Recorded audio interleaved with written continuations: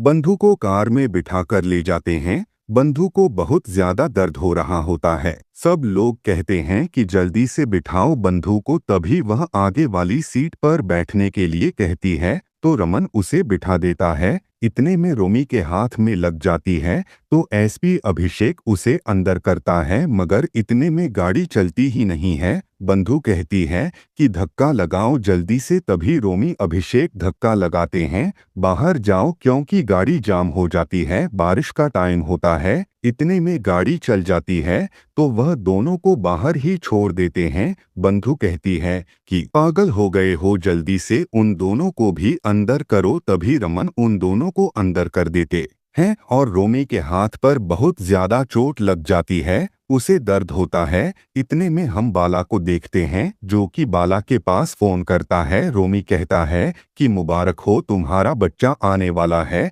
तो बाप मरने वाले हो। बंधु दर्द में करहा रही होती है और वो बात कर रहे होते हैं।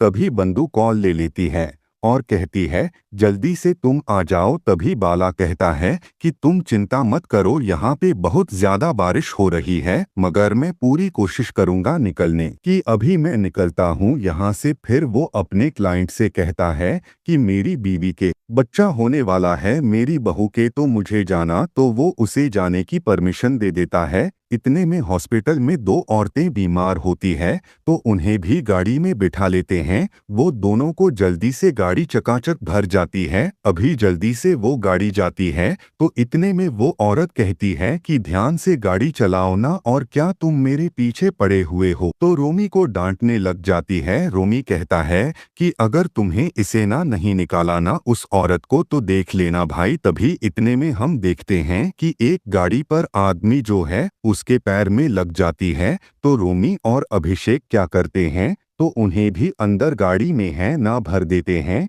इतने में पूरी गाड़ी चकाचक भर जाती है और हमें कॉमेडी वाला सीन दिखाई देता है। थोड़ी देर में गाड़ी चल जाती है। बंधु दर्द से बोल रही होती है। रमन कहता है कि अरे बंधु शांत भी रहो।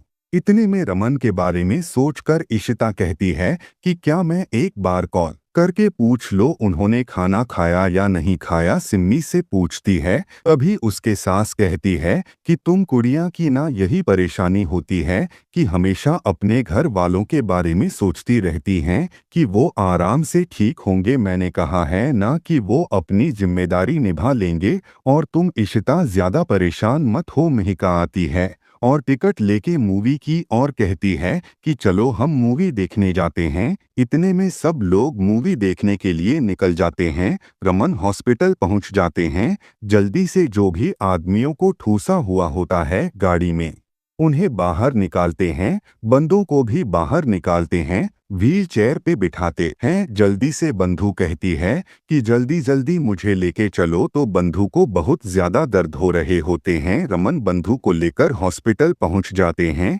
जहां पर उसकी व्हीलचेयर से एक आदमी को धक्का लग जाता है। रमन कहता है कि यहाँ पर तो बहुत भीड़ है। तभी रमन बारी बारी करके जल्दी से अपॉइंटमेंट ले रहा होता है, मगर अपॉइंटमेंट मिल ही नहीं रहा होता है। जैसे ही व्हीलचेयर वो छोड़ देता है तो व्हीलचेयर जाकर एक आदमी में ठुक जाती है, और तभी भी चेयर पे बैठी हुई बंधु कहती है कि मैं तुम्हें ना देख लूंगी। तभी रमन कहता है कि जल्दी से मुझे अपॉइंटमेंट लेनी पड़ेगी। इतने में उसको बहुत ज्यादा दर्द हो रहे होते हैं। फिर एक औरत आती है और कहती है कि मैं डिलीवरी कर दूंगी, मैं हूं तो सही। वो बहुत ज्यादा रमन पर लाइन मारने लग जाती है। बंधु को बहुत ज्यादा दर्द हो रहे होते हैं, वो अपनी बातों में लगी हुई होती है। तो इतने में औरत कहती है कि तुम्हारा बेबी आने वाला है और मैं बेबी करवा भी सकती हूँ, कर भी सकती हूँ। इतने में रमन को पटा रही होती है। रमन कहता है कि तू पागल हो गई है क्या,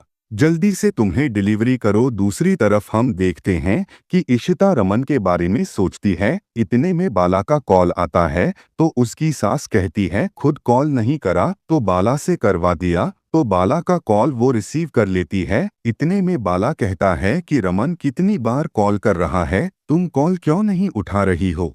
पता है तुम्हारी बहन के है ना डिलीवरी पेन स्टार्ट हो गए हैं और रमन है ना उसे लेकर हॉस्पिटल पहुंच रहे हैं। इतने में उसे बहुत ज्यादा धक्का लगता है तो इतने में बाला से कहती है कि बाला जीजू आप चिंता मत कीजिए, हम भी हॉस्पिटल पहुंच रहे हैं, हम थोड़ी देर में वहां पर पहुंचते हैं, आप चिंता मत कीजिए। इतने में हम देखते हैं कि बंधु को जो है लिटा दिया जाता है, उसे बहुत ज्यादा दर्द हो रहे होते हैं और डॉक्टर रमन की तरफ भाग रही होती है तो बंधु कहती है कि तुम मुझे देख रही हो, यहाँ उधर देख रही हो, बार बार रमन को लाइन मार रही होती है। रमन कहता है कि तुम पागल हो गई हो क्या, वो बेचारी दर्द में है और तुम कुछ कर भी नहीं रही हो। बंधु दर्द में बार बार चिल्लाती रहती है। तभी वहां पर रमन कहता है कि बंधु थोड़ी शांत रहो ना, बाला भी बहुत ज्यादा परेशान होता है तो कहता है अभिषेक से कि ना तुम ऐसा करो कि इस मोमेंट को ना रिकॉर्ड कर लो कैमरे में। तो वहां पर अभिषेक भी जाता है तो वहां पर वो कहती है कि तुम क्या उसके हस्बैंड हो। तभी अभिषेक कहता है कि नहीं नहीं, मैं हस्बैंड नहीं हूँ और ना ही बनना चाहता हूँ कि किसी का। तभी उस औरत है ना उस पे भी लाइन मारने लग जाती है। थोड़ी देर में वो दोनों पर लाइन मारती है तो रमन कहता है कि तुम पागल हो गई, जल्दी से इसका इलाज करो ना, जल्दी से बच्चे को पैदा करो।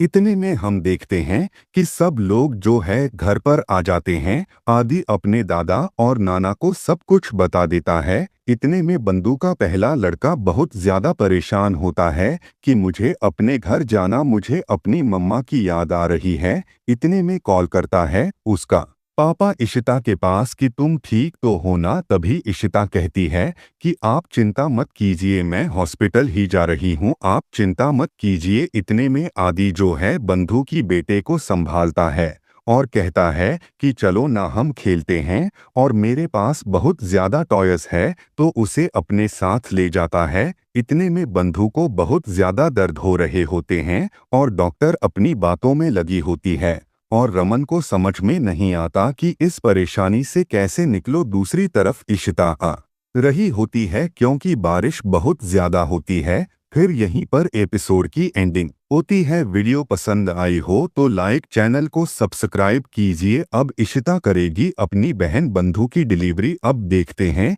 क्या होने वाला है।